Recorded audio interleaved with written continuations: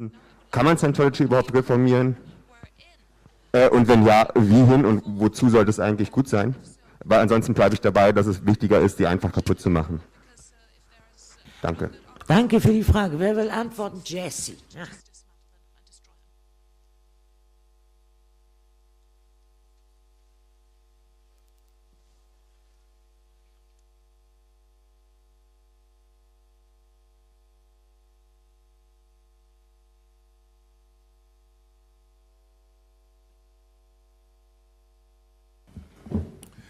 First off, that was an excellent question.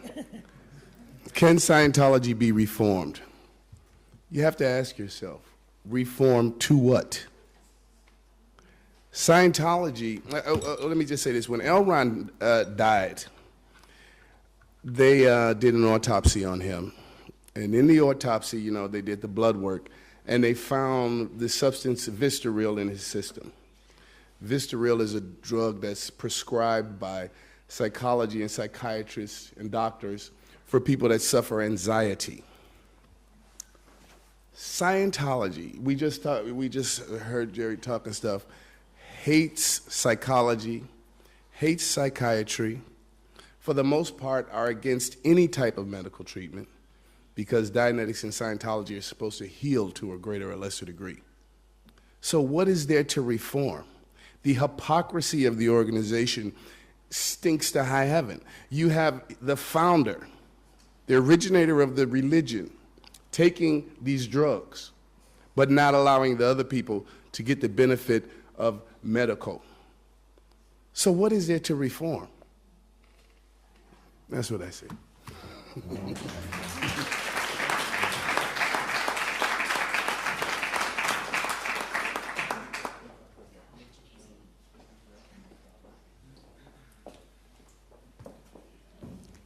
Thank you for asking the question. One thing we need to have very clear in our minds is the way Scientology was set up and it operates, its ideology. The way Mr. Hubbard presented himself to the world was that he was perfect, he was always right, always correct. He never made mistakes.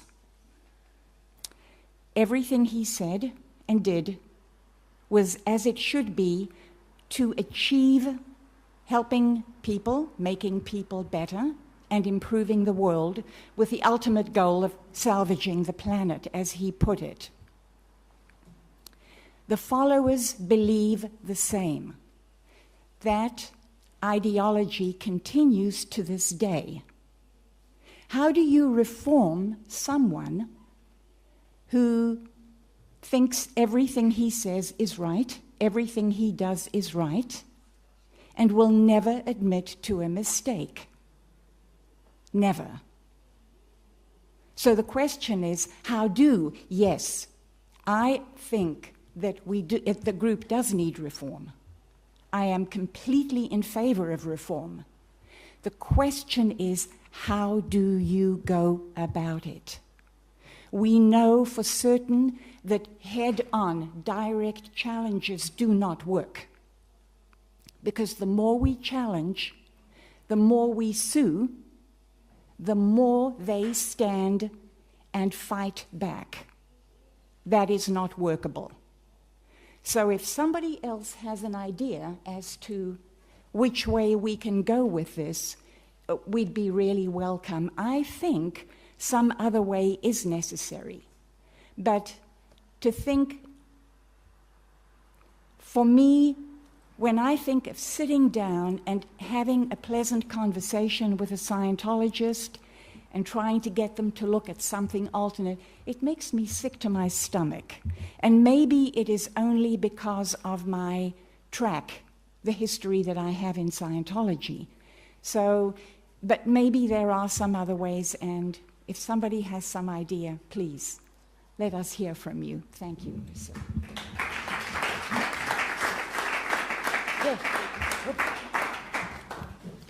Yeah, I think that was a good question also, and it's one that's worth probably more than 5 or 10 minutes of discussion.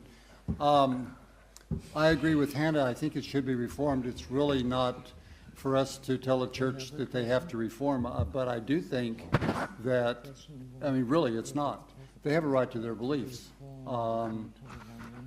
There are a lot of different beliefs out there, and I think I find a lot of beliefs too far out for me to get involved with them. I just have to put it over there and say, okay, they're entitled to their beliefs. But at the same time, they are not entitled to hurt people. They are not entitled to inflict emotional, psychological, or physical damage upon a person. And for those things, they need to be watched very carefully. Education, I think, is probably the best tool that we have to help people. If you understand the 8 points of mind control by Dr. Robert Lifton, the manipulation that's involved there, and how Scientology uses all 8 of those points, and they're very complex.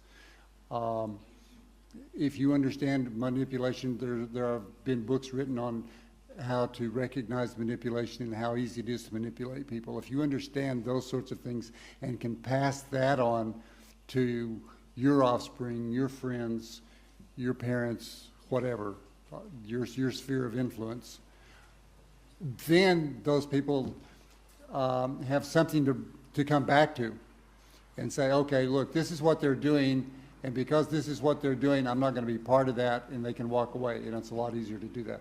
There's always been, in America we had what we call snake oil salesmen. I don't know if you've heard of that or not. That's somebody that sells you something and it's really not what they say it is. And that's certainly what Scientology has done.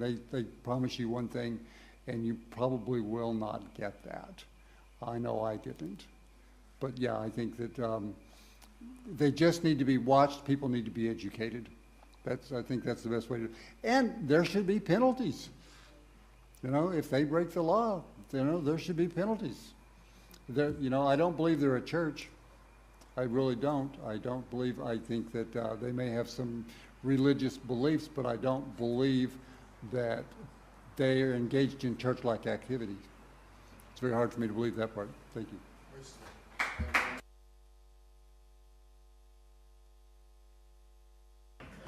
Jesse möchte noch was ergänzen, und wenn denn die Gäste aus Amerika nichts mehr dazu sagen, dann würde ich auch gerne aus meiner Sicht dazu mal eine Einschätzung abgeben, wenn es denn...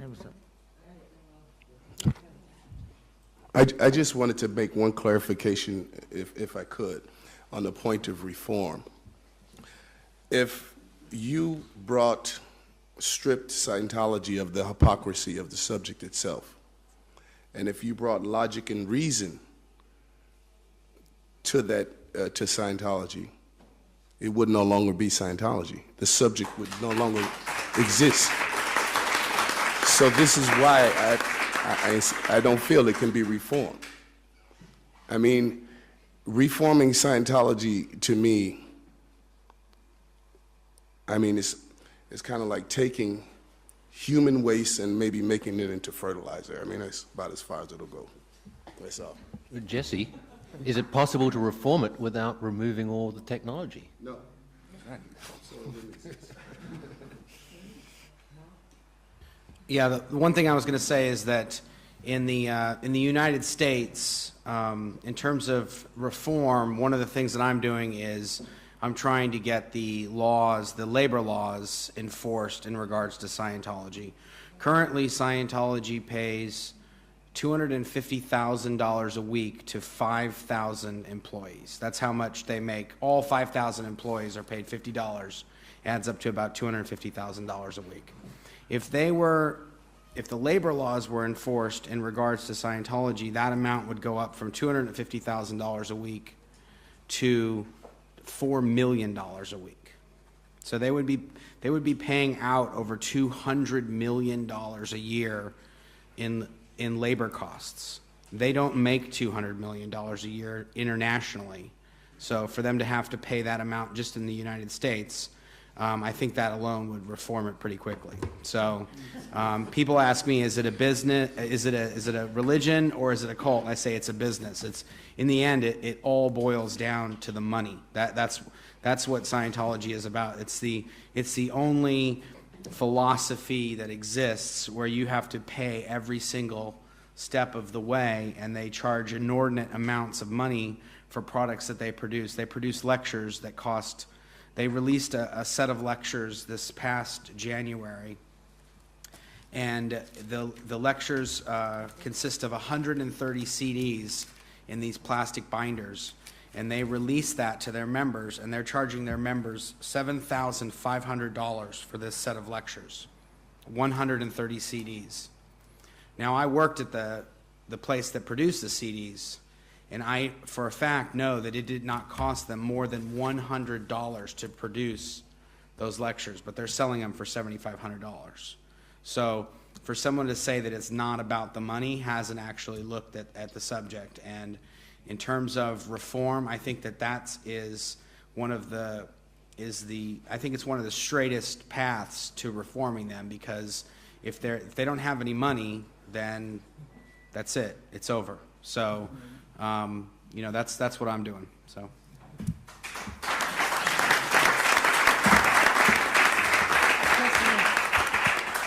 Ich finde, Mark hat sehr praktische Vorschläge gerade eingebracht. Okay, I think that it's an important orientation toward handling Scientology isn't necessarily destroy them or something, and the reason why is because you will get a lot of objections just from general people about people are free to believe what they would like to believe, okay, as crazy as the things may be or whatever. But that's my personal viewpoint that I just wanted to express. I do not believe that Mike Rinder's viewpoint is to reform the church. I don't think he considers it can be reformed. That doesn't mean that he doesn't still believe in the technology. I've got a lot of friends who are still true believers. I am not, personally, but I do have friends that are 100% against it and 100% still for it. And either way, my viewpoint is people can believe in whatever they want to believe in, as crazy as it may be or as great as it may be. If they've had their wins or they believe this is true for them, okay, they're free to believe that. Where it gets abusive, against the law, violations of human rights, trying to control people's mind control, and the fact that it's become a dangerous cult, these things need to be exposed, it needs to be stopped, it needs to be campaigned against, it needs to be made known, it needs to get authorities involved, it needs to be litigated, it needs to be stopped. And in my viewpoint, the organization is totally contaminated, 100%. And I don't think that there is a chance of reform, and that's my personal viewpoint. But I think that the way to handle it is going to be on the campaigning against human rights violations and exposing those, because there's a lot of agreement around the world on fighting for human rights and standing up for what's right and exposing what's wrong and illegal and getting action taken on that. And from that, it will either unravel or disintegrate altogether. Yeah.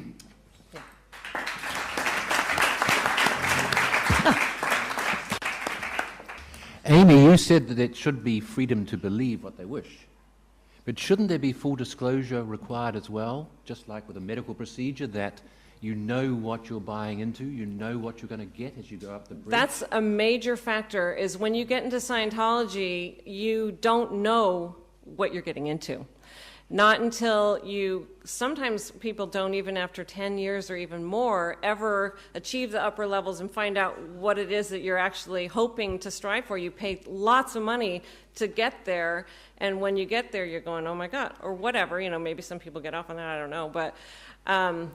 But you don't know when you're coming in exactly what it is that is the full beliefs of the religion or technology or organization.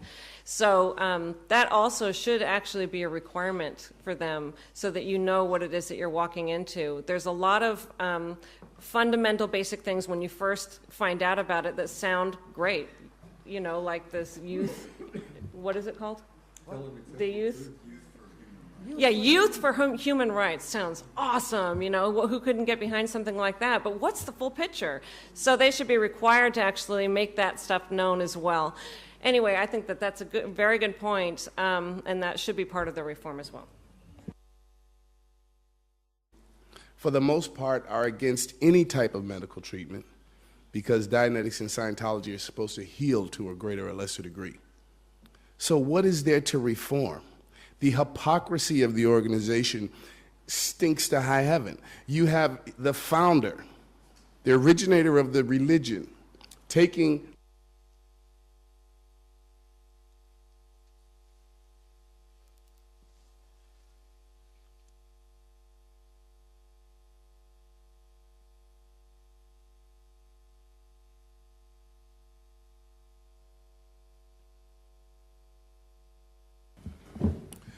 First off, that was an excellent question. Can Scientology be reformed? You have to ask yourself, reform to what? Scientology, let me just say this. When L. Ron died, they did an autopsy on him. And in the autopsy, you know, they did the blood work, and they found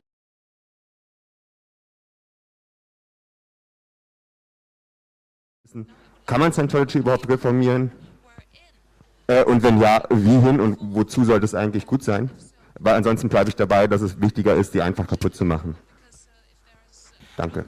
Danke für die Frage. Wer will antworten? Jesse. Ja. the substance Vistaril in his system. Vistaril is a drug that's prescribed by psychology and psychiatrists and doctors for people that suffer anxiety.